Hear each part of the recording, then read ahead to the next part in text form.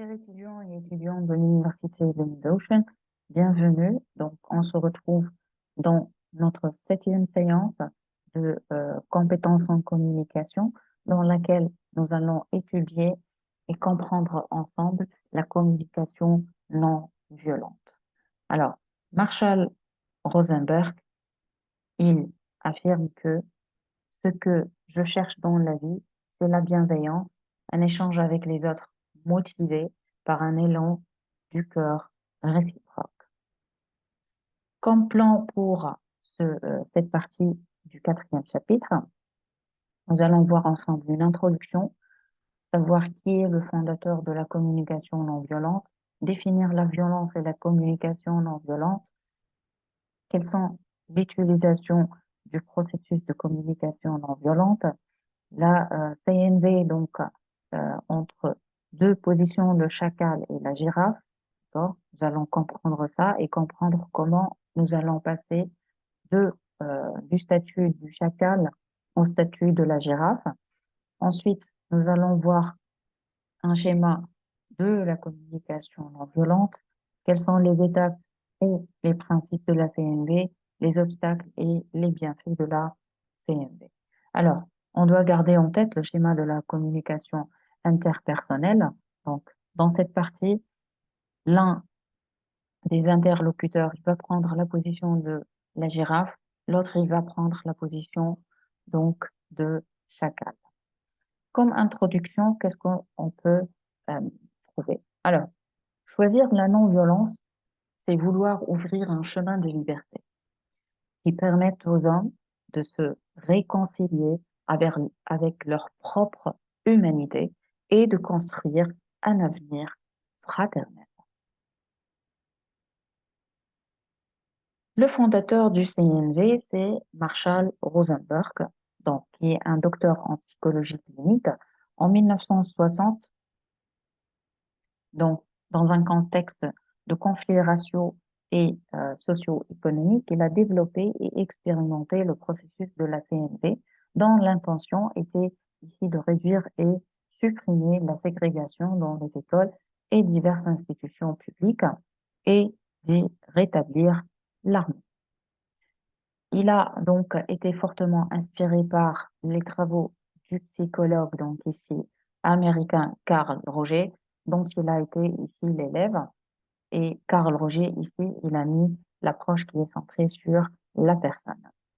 Donc, Marshall Rosenberg, après le succès de son approche, il a ici publié un livre qui a été traduit en français sous le titre Les mots sont des fenêtres ou des murs, qui représente ici sa méthode de façon très pratique et concrète.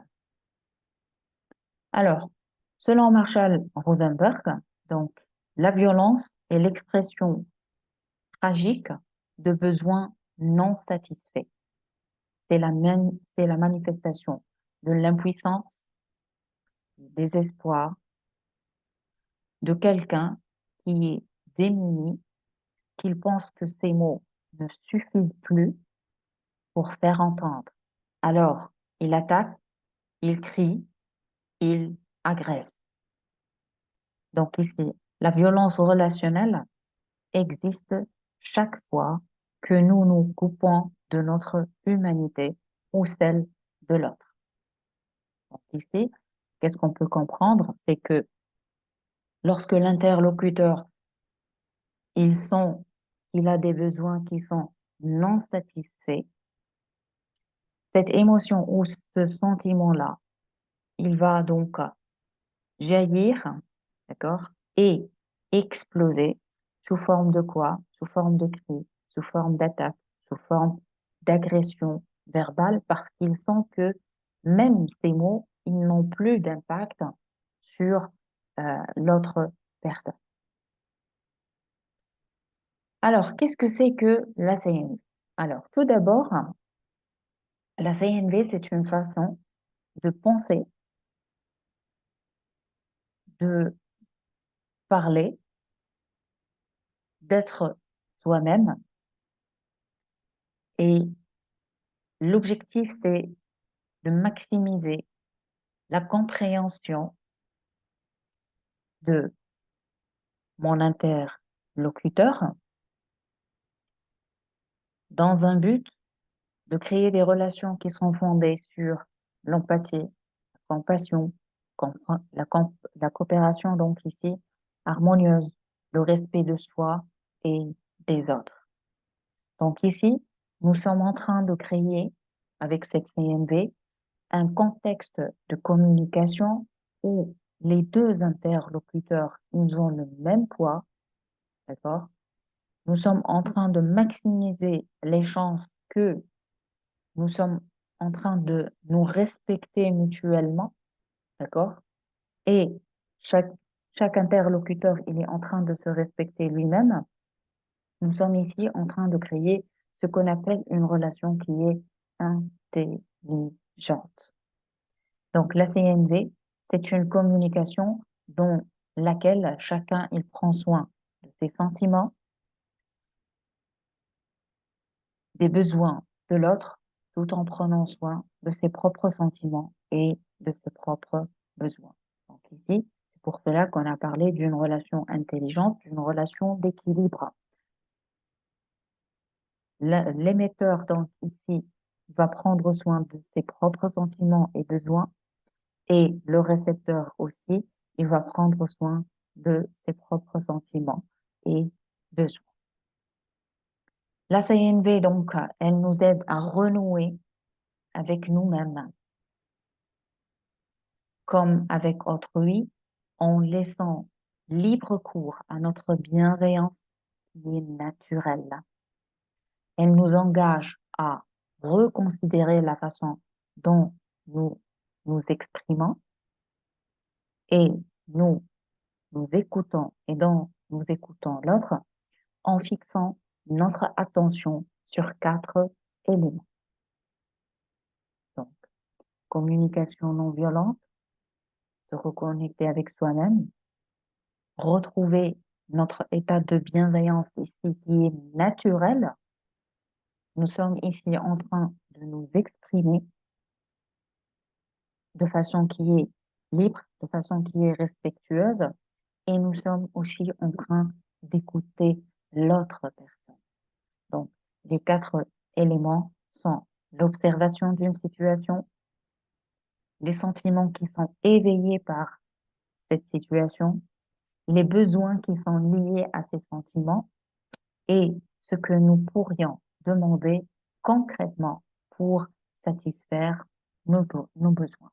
Donc ici, si je veux simplifier la CNV, donc elle nous permet, comme étant des interlocuteurs et comme étant des êtres humains, d'accord, de se concentrer et de différencier entre les pensées, les sentiments, les besoins et les demandes.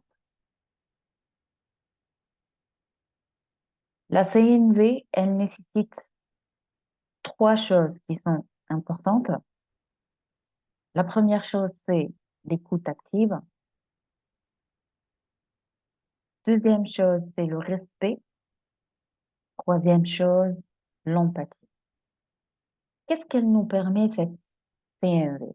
Cette CNV, elle nous permet de cerner donc nos propres besoins. D'accord?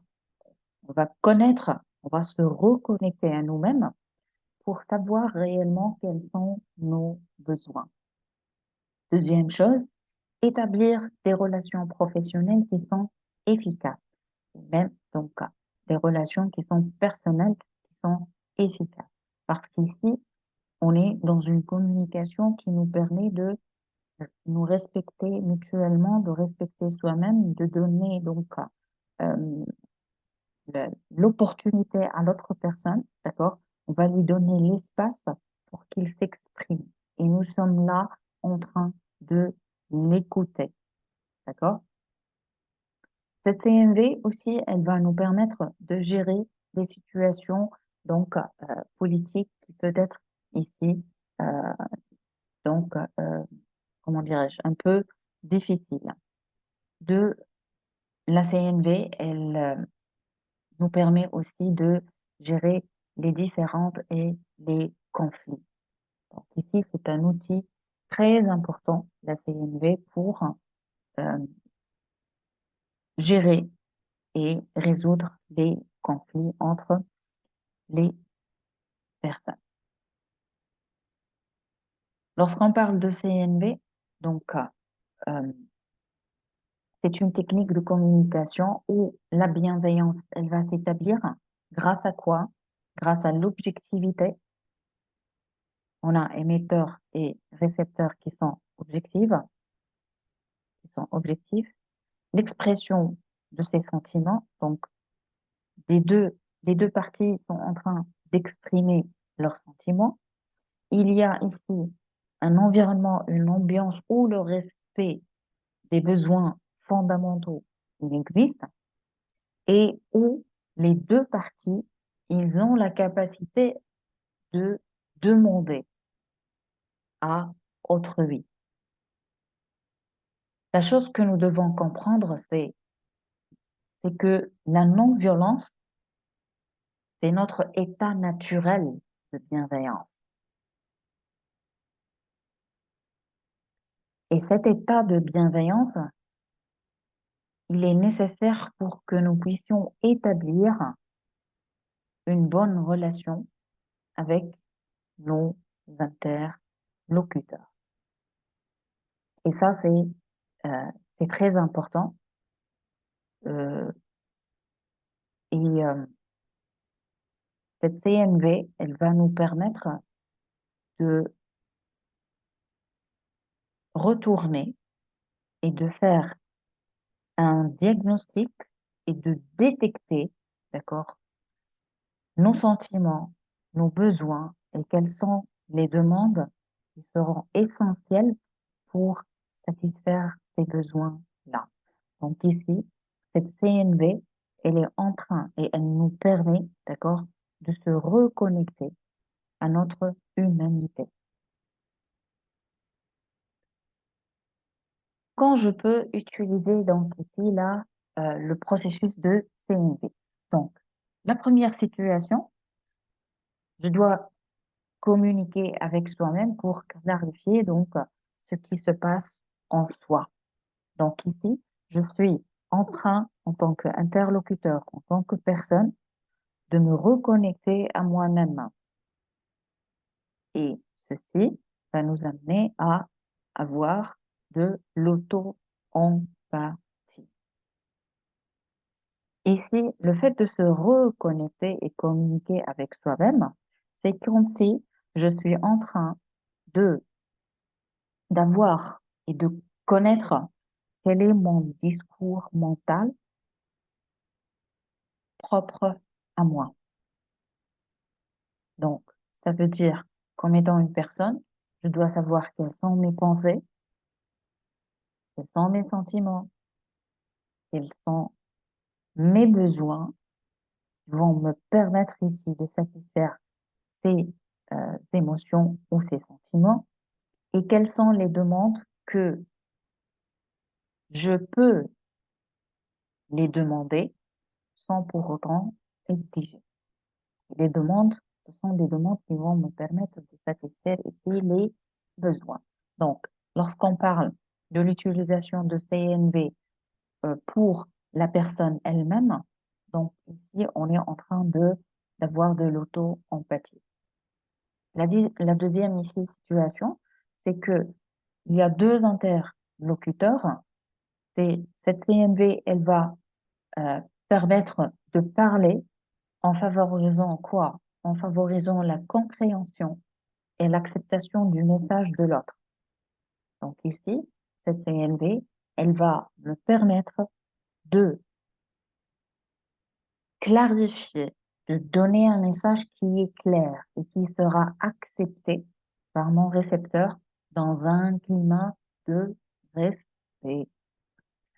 La troisième ici situation, c'est que mon, moi, en tant que récepteur, je suis en train d'écouter, donc de façon empathique, le feedback que je suis en train de recevoir de la part de mon interlocuteur.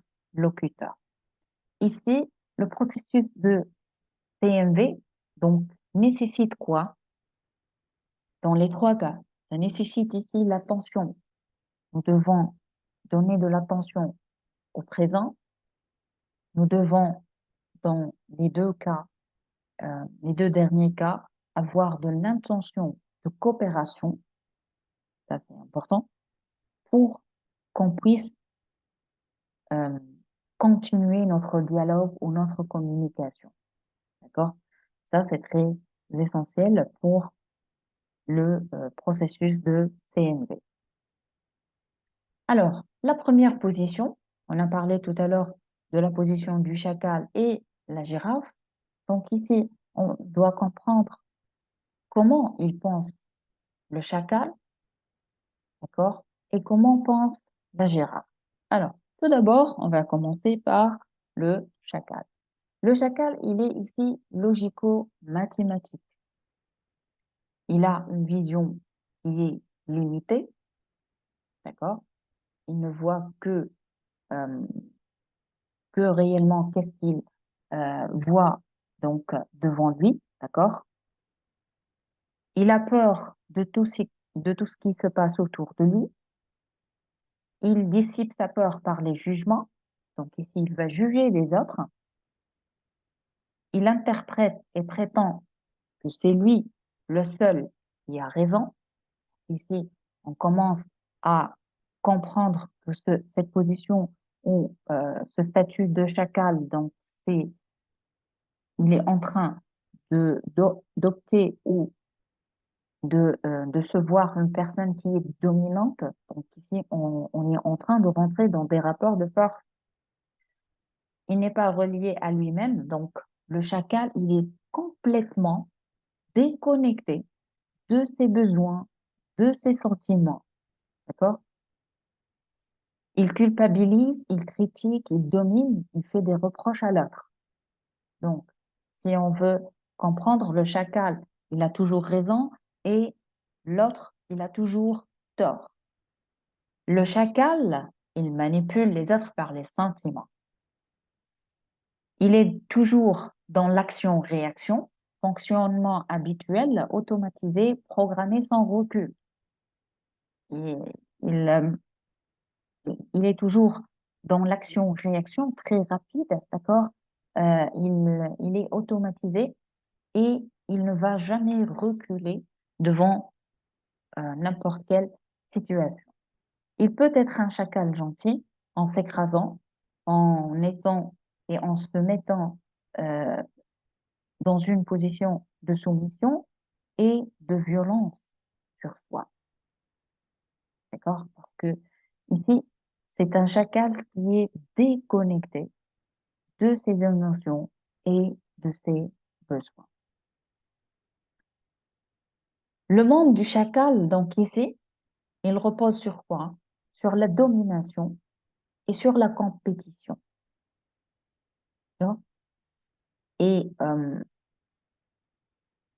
dans la majorité de nos communications, on ne veut pas être une personne qui est euh, dominante, d'accord?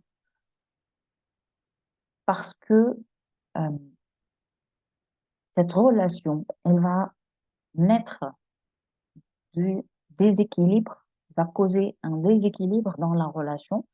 Donc, ça sera certainement une relation qui est conflictuelle. Donc, l'attention ici, c'est que soyez conscient et quittez rapidement le monde donc du chacal. Maintenant, on va comprendre le fonctionnement de la girafe. La girafe, elle a un fonctionnement qui est éveillé, qui est conscient et lucide. Elle a une compréhension périphérique, d'accord, de ce qui se passe. Donc, ici, si on veut comparer entre le chacal, ici, il a peur et il a une vision ici limitée de ce qui se passe, alors que la girafe, ici, elle a une compréhension qui est périphérique.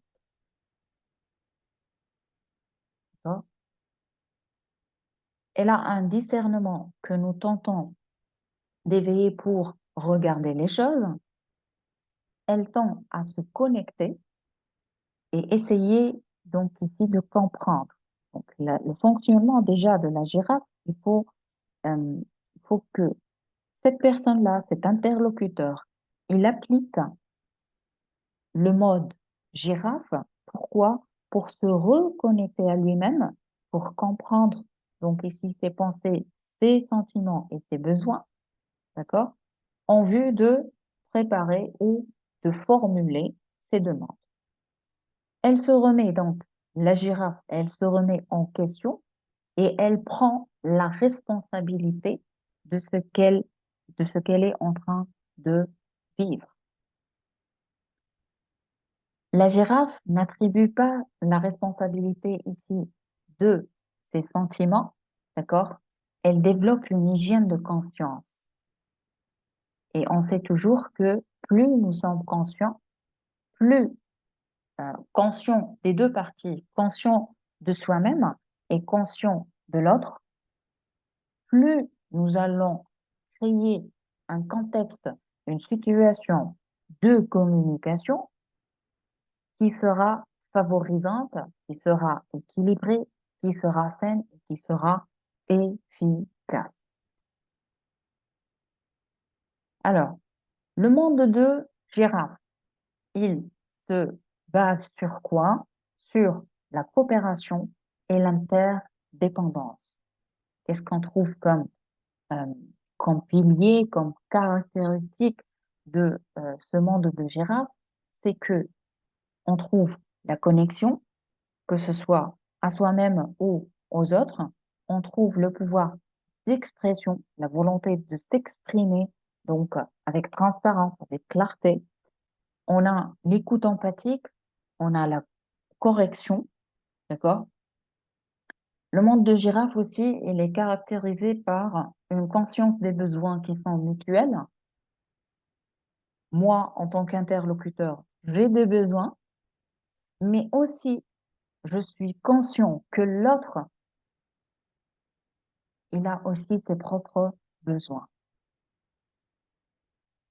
Le monde de girafe, il est caractérisé par une expression qui est authentique. On exprime nos besoins, d'accord? On ose et on veut exprimer donc nos sentiments, nos émotions et nos besoins pour l'autre. Et nous sommes en train aussi de prendre la responsabilité donc de ces émotions, de ces actes. Et ce monde de girafe, d'accord, il nous permet de contribuer au bien-être des autres. Lorsque vous êtes en train, euh, comme interlocuteur, de comprendre et d'exprimer vos besoins et vos sentiments, vous allez sentir un bien-être. Et lorsque aussi vous allez laisser les autres s'exprimer eux-mêmes, d'accord? Exprimer ici leurs besoins et leurs sentiments, d'accord? Vous allez essayer donc ici de retrouver et de laisser l'espace, d'accord, à comment dirais-je, euh, la, la réalisation ou la mise en œuvre d'un bien-être dans ces différentes relations. La CMV, elle nous permet ici de créer un monde de girafes basé sur la coopération et l'interdépendance. Alors ici, nous voulons passer du mode chacal, d'accord, au mode girafe. Donc, ce passage, il est caractérisé par le fait de passer d'un monde de dominance, de compétence, d'un monde de réactif, passer du mode réactif ici à un mode qui est plus créatif et plus ici conscient, celui du monde de la girafe. Parce qu'ici, on est en train de, euh, de parler de coopération et d'interdépendance. Ce mode de girafe, il va créer de nouvelles relations, il va nous permettre de, euh, de vivre et de s'exprimer et de construire des relations sur la base de quoi? De la conscience. La conscience, le fait d'être conscient de nos pensées, conscient de nos émotions, conscient de nos besoins et conscient aussi de nos demandes. On va voir pourquoi nous devons être conscients aussi de nos demandes. Alors, le schéma de la communication habituelle. Donc, lorsqu'on parle de cette communication, on doit comprendre que nous sommes en train de voir quelles sont nos pensées. Ensuite, on va passer tout de suite à quoi? Aux actions.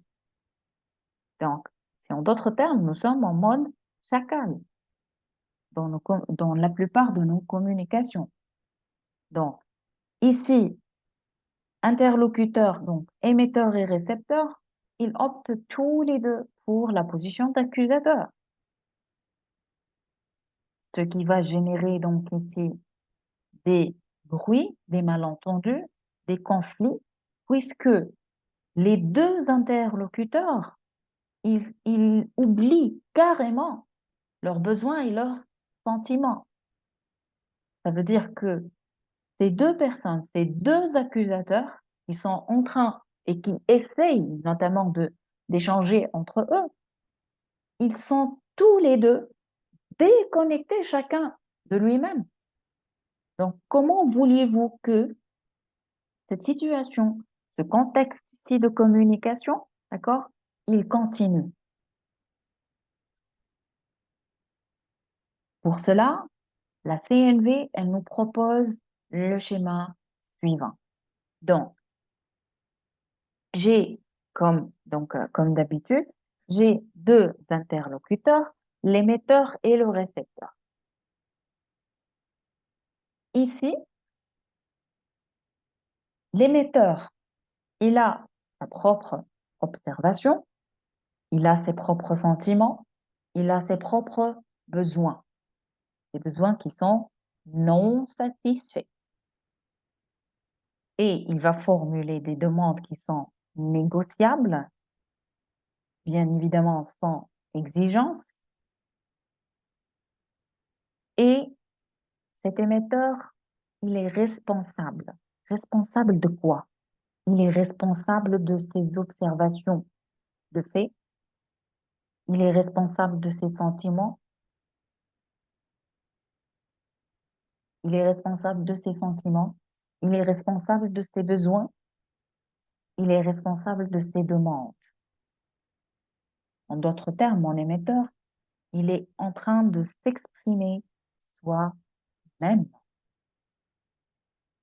De l'autre côté aussi, je trouve mon récepteur qui, euh, qui opte ici donc pour la même, les mêmes caractéristiques. Il est responsable de ses propres observations, de ses propres sentiments, de ses propres besoins et de ses demandes aussi. Donc, mon récepteur ici, il est en train d'appliquer l'empathie à l'autre. D'accord? Et la connexion entre ces deux-là, il y a ici une connexion, il y a une liaison, il y a une compréhension. C'est comme si les deux personnes, ils ont le même espace, ils ont la même opportunité, l'un pour s'exprimer donc de sa part, l'autre pour écouter et vice-versa. Alors, ces deux positions, donc cette position ici et cette communication de CMV, elle va me permettre de trouver de l'entente.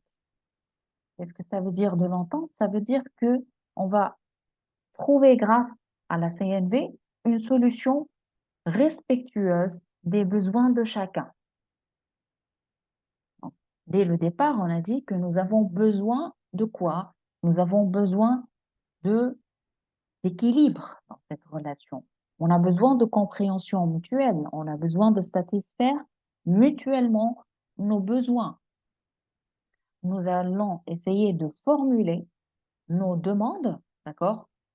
Et enfin, on va, grâce à cette connexion entre les deux interlocuteurs, nous devons trouver une solution qui est respectueuse pour que les deux besoins des deux interlocuteurs seront satisfaits euh, donc, par la même solution.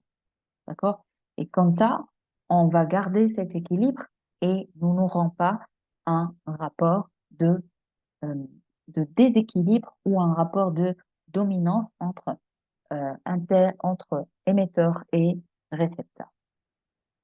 Alors, pour comprendre plus les différences et les principes et les étapes de la communication euh, non violente. Premièrement, on trouve l'observation des faits. C'est le fait donc d'avoir une vision et écouter. Ici, le plus important, c'est le fait de observer les faits sans ajouter ici vos propres jugements. Quand j'ai vu, j'ai entendu que, par exemple. La deuxième étape, c'est l'émotion et sentiment. Il faut ici euh, reconnaître après l'observation quelle est l'émotion ou le sentiment qui a été déclenché suite à cette observation de cette situation. Est-ce que vous êtes en colère? Est-ce que vous êtes triste? Est-ce que vous avez peur? Est-ce que vous êtes joyeux? Comme exemple, on peut dire que je me suis senti, par exemple, en colère face à cette situation. Ensuite, je vais développer et je vais construire mon besoin. La réalisation de soi, l'estime, est-ce qu'il s'agit de la réalisation de soi? Est-ce qu'il s'agit ici de l'estime de soi? Est-ce qu'il s'agit d'une protection, d'une appartenance? Donc ici, en d'autres termes, je dois choisir quel est mon besoin selon la pyramide de Maslow. Ici, je vais formuler en disant parce que j'ai besoin. Après la déclaration ou la formulation de votre besoin, vous allez ici trouver une demande qui va vous permettre de satisfaire ce besoin. Alors, la demande, comment elle doit être? Elle doit être précise, elle doit être concrète, elle doit être positive, elle doit être réaliste et réalisable, elle doit être aussi reliée à un besoin. D'accord? Sans pour autant, ici, exiger que l'autre, et il doit réaliser votre demande. Ici, lorsqu'on formule une demande, on n'est pas en train de formuler une exigence pour l'autre. Si je formule une demande, c'est que l'autre, il a l'opportunité et il a donc euh, la liberté de choisir, d'accepter ou de refuser cette demande. Alors, comment je peux formuler ma demande? En disant, je te propose, par exemple, de faire, par exemple, une formation ou je te propose de revoir une autre méthode, par exemple, de travail. Alors, on va décortiquer ces principes.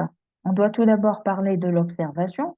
C'est le fait ici de rester sur quoi? Sur les faits, les événements. Qu'est-ce que je suis réellement? Qu'est-ce que j'ai observé? Qu'est-ce que j'ai entendu? Qu'est-ce que j'ai vu? Les faits, les événements. Ensuite, avoir une vue qui est objective de la situation. Ça veut dire que je dois laisser tous mes jugements, d'accord, tous mes préjugés de côté et regarder et se concentrer uniquement sur les faits. Deuxièmement, on va passer à l'étape où le principe de l'émotion, c'est le fait de se poser la question, qu'est-ce que je ressens là, maintenant? face à cette situation-là, face à cette observation de ces faits-là. Le fait de pouvoir identifier les sentiments, donc qu'éveille ici la situation, différencier entre nos sentiments, nos interprétations et nos jugements. Ici, nous devons différencier entre nos sentiments, d'accord, qui se rapportent au mode donc des émotions, d'accord. En d'autres termes, euh, le mode et les émotions qui sont stockées et les émotions qui siègent dans notre cerveau limbique. Donc ici, nos interprétations et nos jugements. L'interprétation, c'est une chose propre à vous et aussi vos jugements, elles sont propres à vous. Et ça, c'est important de pouvoir distinguer entre les trois. Les besoins. Les besoins, donc, c'est le fait de se poser la question, quel est mon besoin? Là maintenant, dans cette situation, dans ce contexte, suite à l'observation des événements et des faits, suite à la détection de mes émotions, quels sont maintenant mes besoins? Identifier son besoin et le reconnaître en conscience. Donc ici, il faut être conscient de ses besoins. L'identification des besoins, elle est liée à ses sentiments, les aspirations profondes et les motivations. Le fait d'écouter donc nos besoins, il permet une compréhension différente de ce qui se joue dans la relation et ou dans cette communication.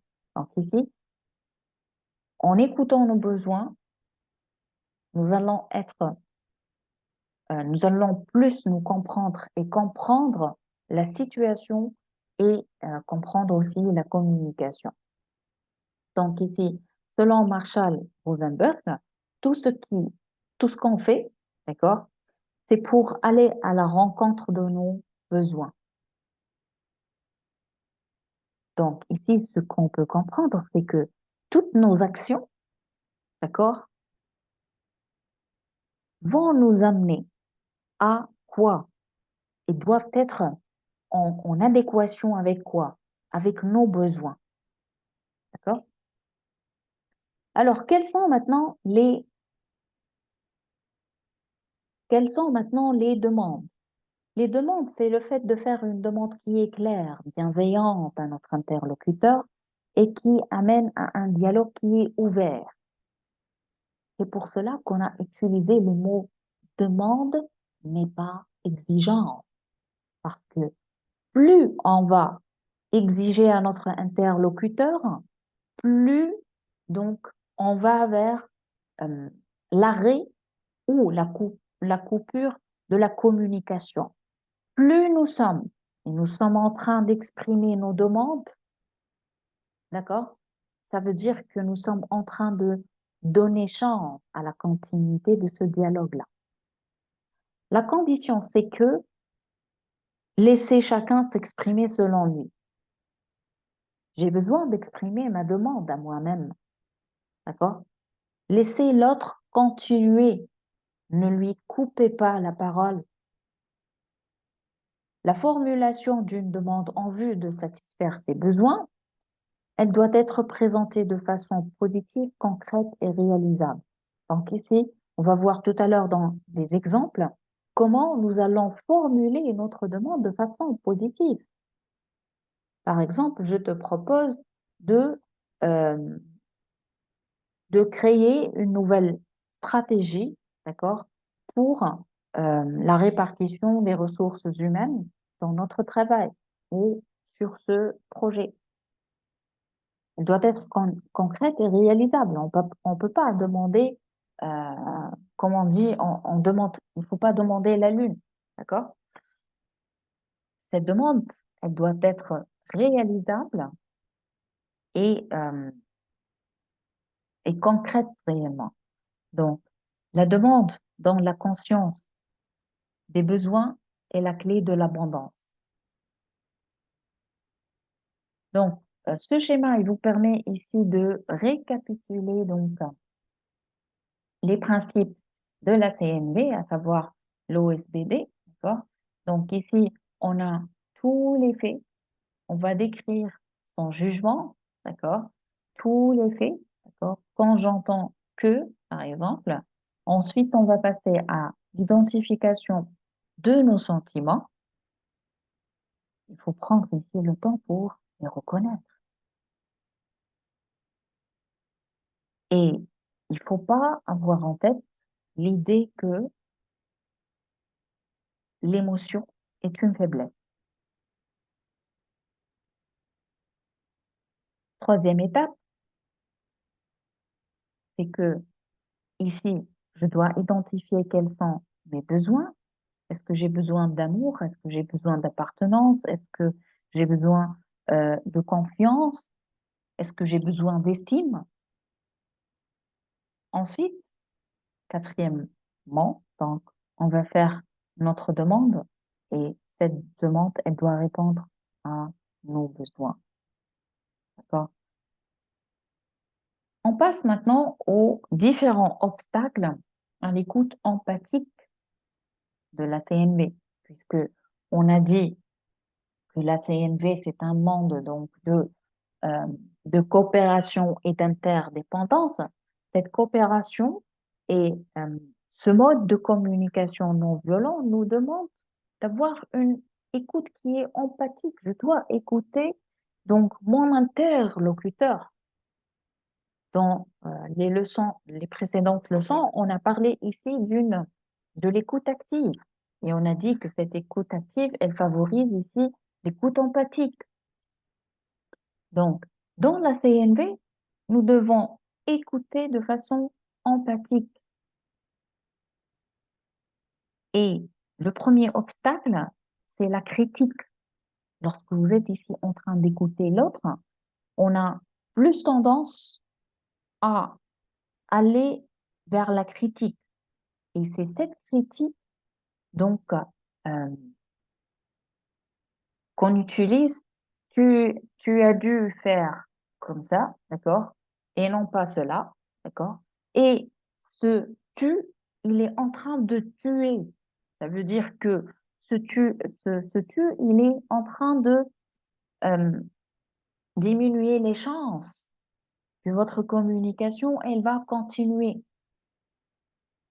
Selon Christelle, lorsque nous jugeons les autres, nous actionnons dans le même temps ces mécanismes de défense, ce qui coupe la communication de toute possibilité de dialogue respectueux et bienveillant. Donc ici, lorsque dorénavant nous allons communiquer, nous devons veiller à ne pas critiquer l'autre. Lorsqu'on communique, on ne doit pas juger les autres. Parce qu'en les jugeant, en les critiquant, en leur disant, tu as dû faire cela, d'accord? C'est comme si tu es en train d'appuyer sur le bouton de déclenchement du système de défense. Donc ici, on va aller vers l'agression.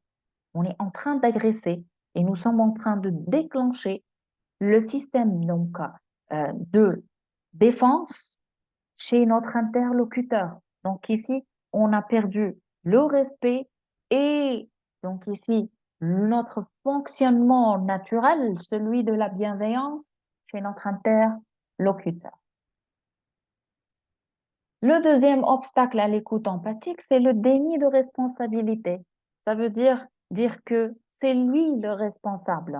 Chaque interlocuteur, vous devez comprendre que lorsqu'on parle de CNV, chaque interlocuteur, il est responsable de ses actes. Le fait ici de blâmer, de punir est un autre mécanisme de défense. Parce qu'ici, la personne qui ne prend pas la responsabilité de ses actes, il n'ose pas dire que c'est moi le responsable de ces actes-là, d'accord?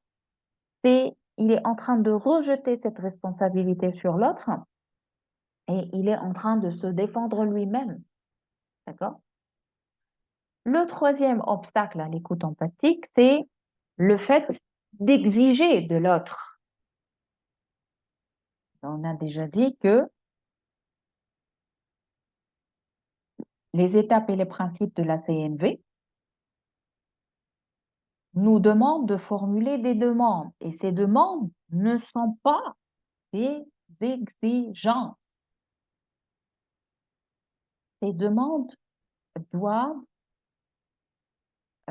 nous permettre de satisfaire certes nos besoins, mais l'autre personne, elle a le choix entre accepter ou refuser. Donc ici, comme exemple, l'une, donc j'exige, donc je t'exige ici de faire ceci et non pas cela, alors que le récepteur, qu'est-ce qu'il va lui dire? Quoi? Moi aussi, j'ai des besoins. J'ai un besoin que je dois satisfaire.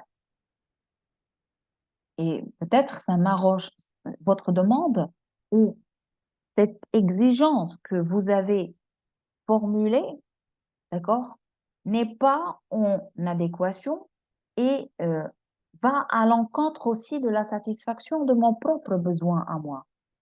Donc ici, respecter les sentiments, les besoins et les choix de l'autre est un prérequis indispensable à la connexion et à la satisfaction mutuelle. D'accord? Alors, la CNV, qu'est-ce qu'elle nécessite? La CNV nécessite le savoir-être. La CNV nécessite une intention qui est positive.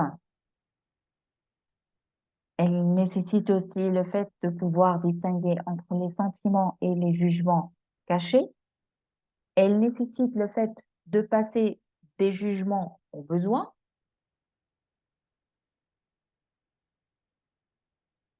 Le fait aussi de pouvoir distinguer entre les besoins fondamentaux et les stratégies.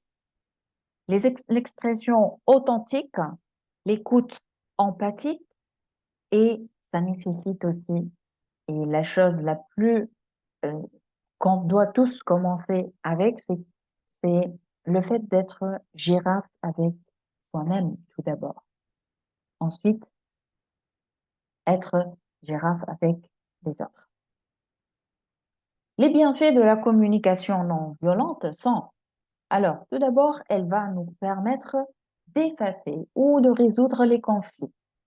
En appliquant les principes de la CNV, ça nous permet donc d'atteindre un état de compassion pouvant faciliter euh, donc ici la résolution des conflits. En fait, un conflit, c'est quoi? C'est le fait que deux personnes ne peuvent pas s'entendre sur un sujet bien déterminé ou sur un besoin ou sur une demande ou sur une émotion ou sur même leur lecture d'une même situation. Et nous avons déjà compris ça lorsque nous avons parlé de la perception. Chacun de nous, il a sa propre perception de la situation ou ici du sujet. Donc, le fait de ne pas pouvoir trouver un terrain d'entente, ça va nous amener à quoi? À créer et à naître, donc ici, un conflit.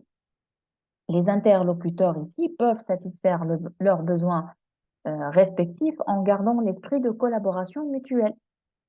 On a déjà dit que la CNV et le mode donc girafe nous permet d'avoir cette collaboration, cette interdépendance, cette coopération. Et c'est cette coopération qui va permettre à l'émetteur et au récepteur d'avoir la position win-win, gagnant-gagnant. Et c'est ça, donc, le plus important, c'est que tous les deux, émetteurs et récepteurs, nous sommes tous les deux gagnants. Parce que, en d'autres termes, nous avons formulé ici nos demandes qui vont nous permettre de satisfaire nos besoins. d'accord? Et nous avons trouvé un terrain d'entente, un équilibre, d'accord, entre la demande de l'émetteur et la demande du récepteur. Si l'interlocuteur ici ignore la CNV, appliquer cette dernière nous amène à une relation plus harmonieuse. Ici, le fait que on ne doit pas garder en tête que le émetteur et récepteur doivent appliquer cette CNV. Ils doivent connaître cette CNV. Même si vous connaissez uniquement la CNV, vous devez l'appliquer avec votre interlocuteur parce qu'ici, vous allez maximiser les chances, vous allez amener donc cette communication à continuer et atteindre l'objectif. La CNV, elle est bénéfique à toute personne voulant communiquer avec authenticité et efficacité. Le deuxième bienfait, c'est que la CNV, elle nous permet de gérer nos émotions. Et nous avons tous, que ce soit dans notre vie personnelle ou dans notre vie professionnelle, de savoir gérer nos émotions. Alors, être conscient, comprendre et accepter nos émotions et les émotions de l'autre.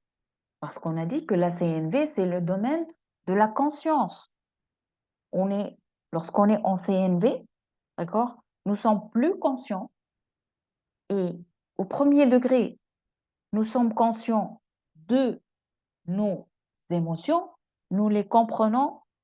Alors tout d'abord, nous les acceptons, nous les comprenons et aussi nous sommes conscients des émotions des autres et nous sommes en train de les comprendre.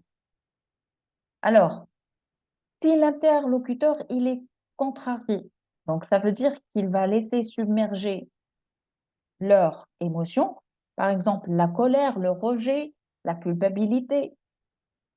Par contre, si les interlocuteurs qui échangent avec des personnes qui sont potentiellement ici agressifs, donc tels que les policiers, les fonctionnaires et les soignants en général. Alors, un exemple, donc ici, on va vous montrer un exemple de reformulation des messages à risque en message CNV. Alors, le message à risque, ça veut dire qu'il est en train d'utiliser le mode chacal. Une maman a la directrice de l'école primaire, d'accord? Elle l'appelle et lui dit donc que ma fille se fait frapper dans votre établissement. J'exige J'insiste que, donc ici, l'enfant qui l'a frappé, il soit puni. Sinon, je porterai plainte contre vous.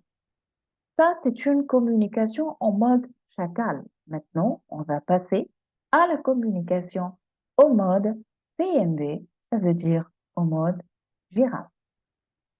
Premièrement, les faits, l'observation. Madame la directrice, cela fait 3 fois cette semaine que ma fille rentre de l'école, me dit qu'un garçon de sa classe la frappe dans la cour et que la maîtresse à qui elle s'en fait plainte lui a demandé de ne pas en parler devant les autres enfants et de rester dans la classe pendant la récréation. Maintenant, cette même maman qui applique la CNV, elle va exprimer son sentiment. Je me sens inquiète pour ma fille et en colère de penser que rien n'a été fait.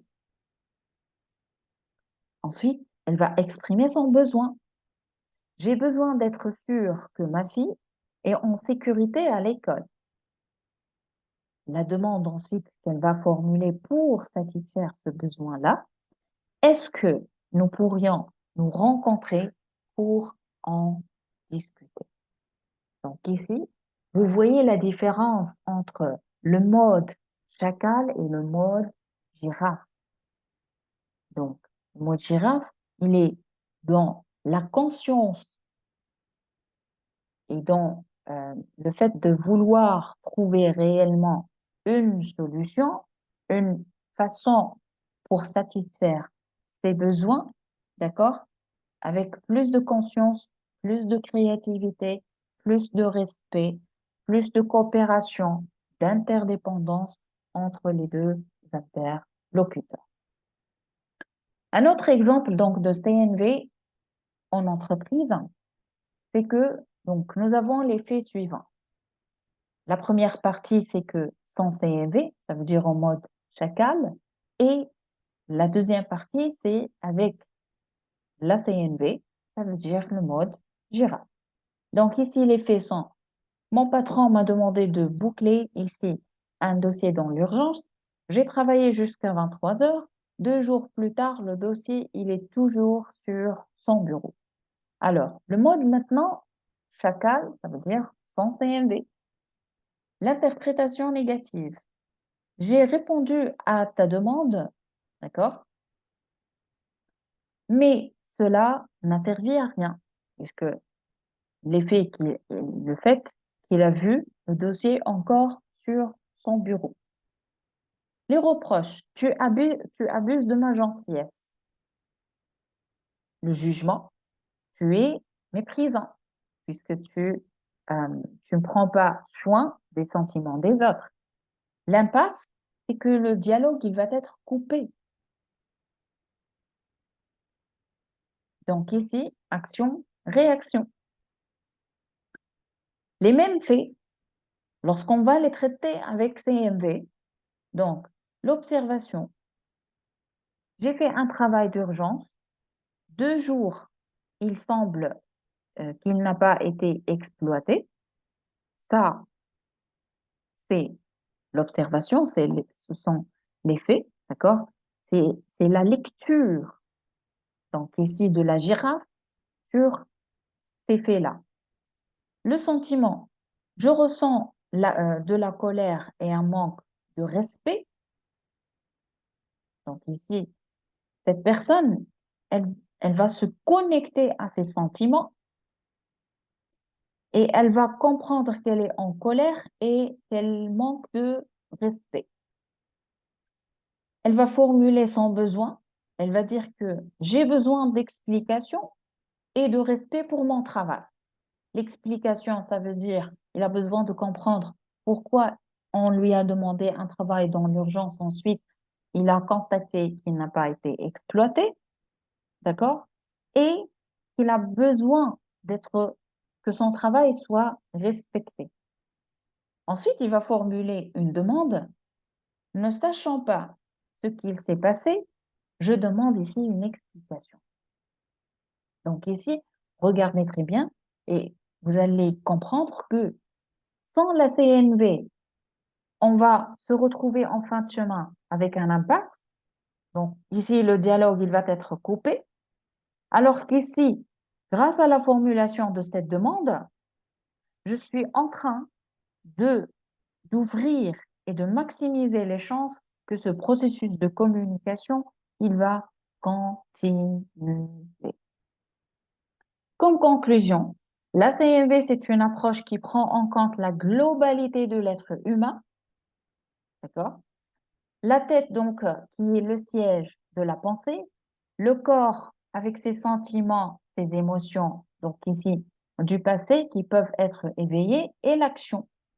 L'apprentissage ici de la CNV, donc, permet à chacun de nous de se reconnecter à lui-même et d'éviter ici les conflits avec les autres.